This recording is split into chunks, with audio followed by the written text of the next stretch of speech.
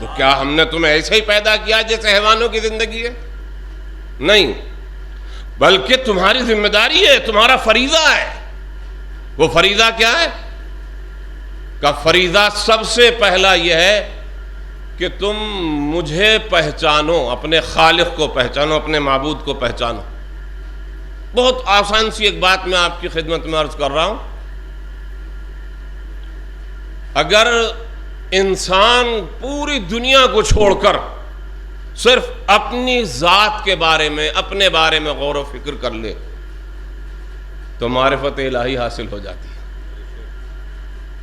اتزعم، مولا فرماتے ہیں اتزعم انک جرم صغیر، تم یہ سمجھ رہے ہو کہ ایک چھوٹا سا جسم ہو تم اور بس، وفیک انت والعالم الاکبر، تمہارے اس چھوٹے سے جسم کے اندر پوری ایک کائنات سمائی ہوئی، پوری ایک کائنات سمائی ہوئی ہے۔ اس دنیا میں پہاڑ نظر آتے ہیں، آدمی اپنی ہڈیوں کی قوت کو پہچان سکتا ہے، کتنی مضبوط ہڈیاں اللہ نے عطا فرما دی، وہ اسی جسم میں تو ہیں۔ اس دنیا میں نہریں اور ندیاں جاری ہیں، اللہ نے جسم میں رگیں ایسی قائم فرما دی کہ جن کے اندر خون رواں دواں رہتا ہے۔ یہ کون ہے جو اس طرح سے انسان کے جسم میں پیدا کر رہا ہے؟ کیا ان رگوں کو دیکھنے کے بعد دریا اور ندیوں کا تصور قائم نہیں ہوتا؟ کیا ان ہڈیوں کو دیکھنے کے بعد دنیا میں پائے جانے والے پہاڑوں کا تصور قائم نہیں ہوتا؟ اس جسم پر اگتے ہوئے بالوں کو دیکھنے کے بعد کیا گھاس پھوس اور درخت اور پودوں کا تصور قائم نہیں ہوتا؟ اگر انسان صرف اپنے ہی بارے میں غور کر لے تو یہ کائنات سمجھ میں آ جائے، یہ دنیا سمجھ میں آ جائے، مگر انسان تو غور کرنے کے لیے تیار ہی نہیں ہے۔ میں اور اس کی سلسلے میں ایک بات اور کہہ کر آگے بڑھنا چاہوں گا کہ آپ نے دیکھا ہے ہر انسان، ابھی آپ تجربہ کر لیجئے اسی فرش اعضاء پر، ہر انسان اپنے پیر کو دیکھ لے، صرف ہر انسان اپنے پیر کو دیکھ لے کہ پیر کے تلوے میں گڑھا پایا جاتا ہے کہ نہیں۔ ہر انسان کے پیر کے تلوے میں گڑھا ملے گا، لیکن 100 میں 1000 میں کوئی ایسا بھی ہو سکتا ہے کہ اس کے پیر میں نہ ہو۔ اب اگر سب کے پیر میں ہوتا، اس کے ایک کے پیر میں بھی ہوتا تو شاید ہر ایک یوں سوچ لیتا کہ محتاج تھا خدا، قادر ہی نہ تھا اس کے علاوہ دوسری طرح کا پیر بنانے پر۔ اللہ نے کہا نہیں، قادر ہوں میں، اس لیے نظیر قائم کر رہا ہوں کہ کچھ لوگوں کے پیر میں گڑھا ہے، کچھ کے نہیں ہے، مگر وہ بہت کم جن کے نہیں ہیں۔ جن کے پیر میں گڑھا نہیں ہوتا، معلوم ہے آپ کو اس کا نقص کیا ہے؟ معلوم ہے جی؟ ہاں، میں اس لیے کبھی کبھی بات روک کے معلوم کر لیا کرتا ہوں کہ بعض نوجوان، بزرگوں تو خیر نہیں ہے ایسی عادت، مگر بعض نوجوان کہتے ہیں کہ میں تو یہی کہنے والا تھا، میں یہی کہنے والا تھا۔ میں اس لیے رک جاتا ہوں کہ نہیں، اگر کوئی ہے تو کہے تاکہ پتہ چل جائے کہ ہاں یہ مجلس غور سے سنتے، ورنہ ہمارے نوجوانوں نے تو ایک طریقہ بنا لیا کہ مجلس گھر سے نکلے، مجلس کے لیے جا رہے ہیں، اور روڈ پر، گیٹ پر ادھر ادھر کئی وقت گزارا، اور جب دیکھا کہ اب مولانا ختم کرنے والے تو آ گئے مجلس میں یا حسین یا حسین کرتے ہوئے۔ یا حسین یہ ہمارے دل کی ایک آواز ہے، جو سینے میں درد ہوتا ہے تو آواز نکلتی ہے یا حسین، مصیبت حسین میں، غم حسین میں۔ لیکن اس یا حسین کا کہنا ہمارے لیے صحیح ہے کہ نہیں؟ صحیح ہے تو کیوں صحیح ہے اور کیوں ضروری ہے؟ یہ مجلس میں بیٹھنے کے بعد پتہ چلے گا، روڈ پہ کھڑے ہونے کے بعد پتہ نہیں چلے گا۔ صلوات پڑھ دے محمد و آل محمد پر۔ اور دوسری بات یہ بھی عرض کر دوں کہ ہمارے عقائد کے مطابق یہ فرش اعضاء وہ ہے جہاں مقدس ہستیاں تشریف لاتی ہیں، ہے ایسا کہ نہیں؟ اب اگر یہ بات سچ ہے، اور ہے، ایسا نہیں ہے کہ نہ ہو، اگر یہ بات سچ ہے اور ہے تو میں آپ سے پوچھنا چاہتا ہوں کہ اگر الیکشن ہونے والا ہو، اسٹیج سجایا جائے، آپ اس پارٹی سے ہیں یا نہیں ہیں؟ آپ کوشش کریں گے کہ نہیں کہ اسٹیج تک پہنچ جاؤں؟ اور اگر اس پارٹی میں ہیں تو چاہیں گے کہ جو بڑے والے نیتا جی آنے والے ہیں ان کے بالکل برابر میں میرا فوٹو ہو، ہے کہ نہیں؟ اور اگر اتفاق سے نیتا جی آگے بیٹھ گئے اور آپ ان کے بالکل پسے پشت، تو ان کے بغل میں سے اسے ادھر کو گردن نکالی اور ادھر کو گردن نکالی تاکہ کیمرے میں میری شکل آ جائے، ہے کہ نہیں ہے؟ یہ روزمرہ کے مشاہدات ہیں، یہ روزمرہ کے مشاہدات ہیں۔ اسٹیج پہ بیٹھنے والا کیمرے کے سامنے آتا ہے اور چاہتا ہے کہ میرا فوٹو کھنچ جائے، کیوں؟ تاکہ وقت ضرورت کام آئے، اس فوٹو کو دکھا کر میں یہ کہہ سکوں میں بھی تو آپ ہی کی پارٹی کا ہوں۔ کبھی تھانے میں کام آ جائے گا فوٹو، کہیں کچہری میں کام آ جائے گا فوٹو، کسی احتجاج میں کام آ جائے گا فوٹو، کسی پریشانی میں کام آ جائے گا فوٹو۔ یہاں بیٹھ کر فوٹو ہی تو کھنچوانا ہے کہ روز قیامت جب مصیبتیں ہوں، پریشانیاں ہوں، بلائیں ہمیں گھیرتی ہوں تو فوٹو کھنچوا کر پیش کر دیا جائے ہم اہل بیت کے ماننے والے ہیں، دنیا میں بھی ان کے ساتھ تھے، آخرت میں بھی ان کے ساتھ ہیں۔ صلوات پڑھ دے محمد و آل محمد۔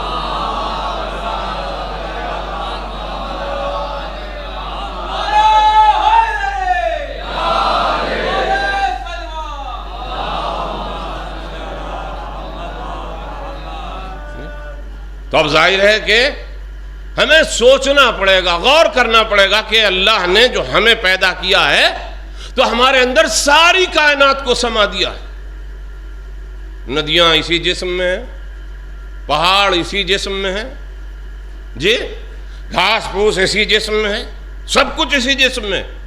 اور اس جسم میں پیر کا نچلا حصہ جسے پیر کا تلوا کہتے ہیں گڑھے دار بنا دیا، اس میں گڑھا ہے۔ کہا کیوں؟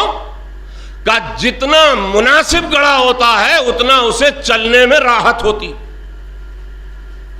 اتنا صحیح طریقے سے چل سکتا ہے، آہستہ بھی صحیح چلے گا، تیز بھی صحیح چلے گا۔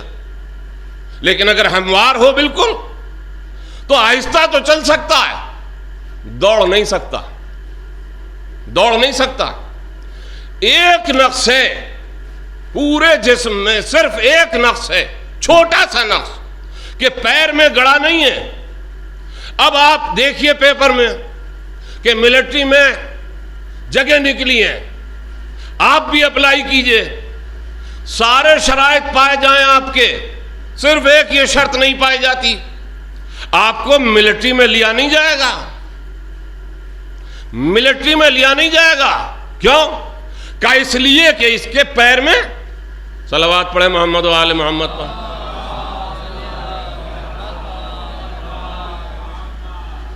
میں یہاں آ جاؤں آپ یہاں آ جائیے، صلوات پڑھے محمد و آل محمد۔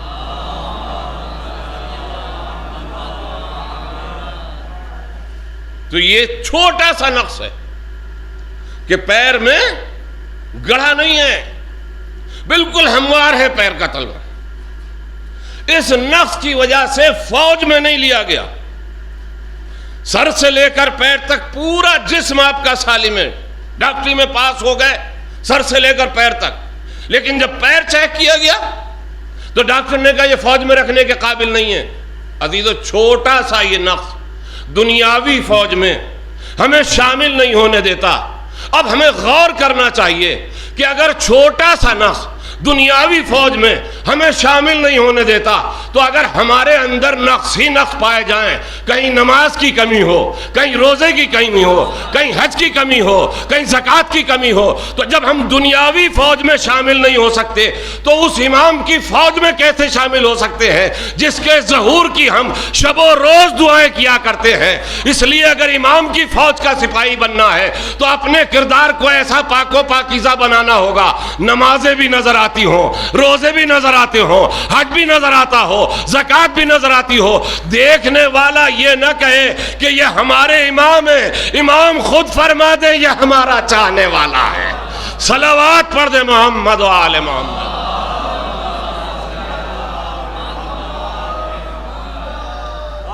اس سے بہتر انداز میں صلوات پڑھیں محمد و آل محمد پر۔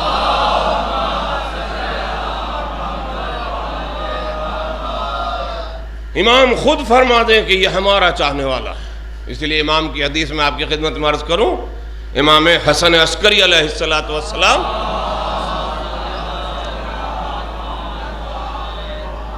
ارشاد فرماتے ہیں کہ اگر تم کسی آبادی میں تنہا ہو،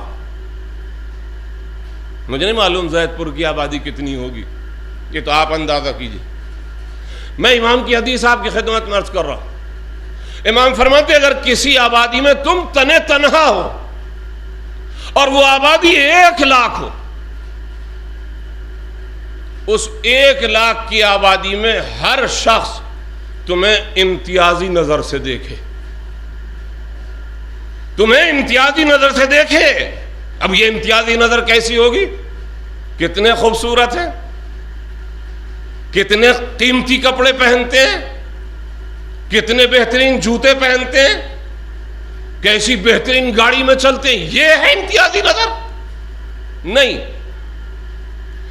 بلکہ اپنی مشکلات کا ملجا اور ماوا تمہیں سمجھے، اپنی پناہ گاہ تمہیں سمجھے، اپنے شہر کا سب سے بڑا امانت دار تمہیں سمجھے، اپنے امراض کا مسیحا تمہیں سمجھے۔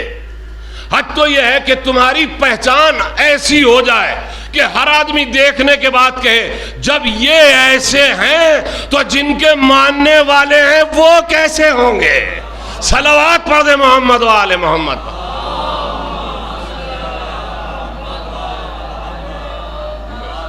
یہی تو بتایا جاتا ہے ان مجالس میں، اس کے علاوہ اور کیا ہے؟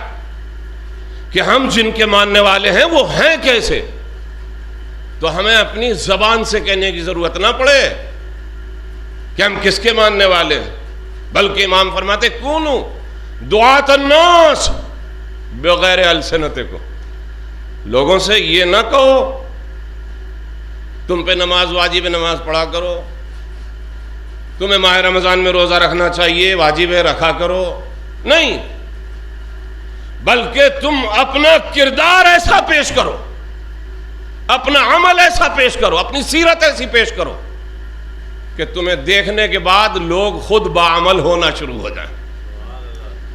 وہ سرکار دو عالم جن کی رسالت کا کلمہ قیامت تک پڑھا جاتا رہے گا، کیا سرکار دو عالم نے آتے ہی اعلان فرما دیا تھا کہ میں اللہ کا نبی ہوں؟ نہیں، 40 سال خاموشی سے گزارے۔ اس خاموشی سے گزرنے کا ایک نقصان یہ ہو گیا کہ بعض لوگ بہک گئے، وہ یہ سمجھنے لگے کہ 40 سال بعد نبی بنے۔ 40 سال بعد نبی نہیں بنے، 40 سال بعد اعلان نبوت فرمایا۔ محرم کے مجالس کے سلسلے میں مجھے حکم ہوا کہ آپ آ جائیے، میں نے سوچا کہ جانا تو ہے ہی، میں یہاں خالی لیٹا ہوا ہوں گھر، یہاں کے بجائے چلیں زید پور میں رہیں گے۔ میں 1 ہفتہ پہلے آ گیا، دیکھیں آیا نہیں تھا کبھی، کچھ لوگ سوچے 1 ہفتے پہلے سے آئے لیٹے ہیں۔ ہاں صلوات پڑھیں محمد و آل محمد پر۔ ہاں اس طرح کی باتیں کبھی کبھی واضح کرنا یوں ضروری ہوتی ہیں کہ لوگوں کو شبہ ہو جاتا ہے کہ بالکل ہی خالی رہے ہوں گے تو 1 ہفتہ پہلے آ کے لیٹ گئے نا۔ میں مثال دے رہا ہوں کہ میں 1 ہفتہ پہلے آ گیا اور 1 ہفتے تک میں خاموش رہا، کوئی مجلس